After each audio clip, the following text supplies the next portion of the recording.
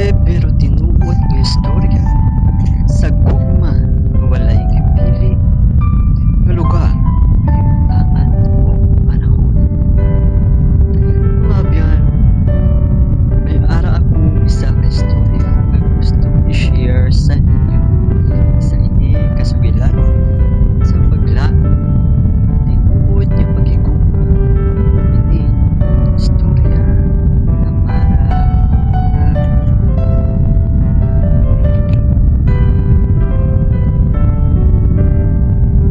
sa kagamay nga baryo nagapuyo si Mara, usa ka simple nga babaye nga hilig ra tabang sa iyahang pamilya kag sa iyang mga silingan.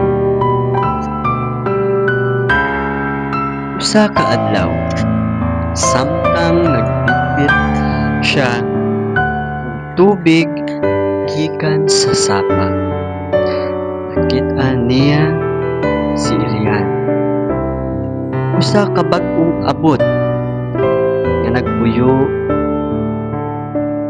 sa ilahang baryo. Bag-o lang mibalik gikan sa syudad si Elian. Ibalik siya sa baryo kay gikapoy na siya sa daghang kasaba o kaprintensyahan dito sa syudad. Sa ilahang unang pagkita, simple ra ang ilang istorya. Apan tag-adlaw nga magkita sila, murag dugang o kahayag adlaw ni Mara. Si Elian sab nakaplagan nga sa kalinaw ang pagkapinanggaon ni Mara, na siya'y gipangita nga wala niya nakaplagan dito sa syudad. Ang tinuod nga gugma, dili lalim ang ilang dalan. Naay mga tawo sa baryo nga nagsulti nga dili sila bagay. Si Mara kay simple ra, apan si Elias nakatilaw og dagkong butang dito sa syudad. Sa madaling salita, nakaranas ng maranyang buhay. Pero wala sila maminaw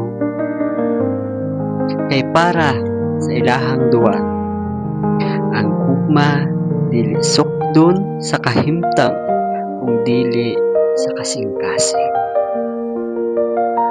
Usa ka gabii sa ilalom sa bulan, ingon Elian kay Mara, dili nako kinahanglan nga mobalik sa syudad, kay ang tanan na akong gipangita naa na diri sa baryo. Kag nakita ko sa imong mga mata. Nagnisira si Mara mitubag, ug bisan unsa pa ang isulti sa uban kanako. Ikaw gyud, ikaw ang gugma, dili mangutana kung kinsa, kung unsa ka, pero kung unsa ang imong buot ipakita ug gugma ba inang tinuod. Ug diha nagsugod ang ilahang sugilanon nga puno sa tinuod nga kalipay, nga nagapamatuod na kung tinuod ang imong gugma, bisan unsa pa ang sulti sa uban, magpabilin kini sa kahangturan. Maayong gabi sa inyo tanan. Hanggang dito na lang po ang ating maikling kwento. Sana po ay nagustuhan nyo. Paalam!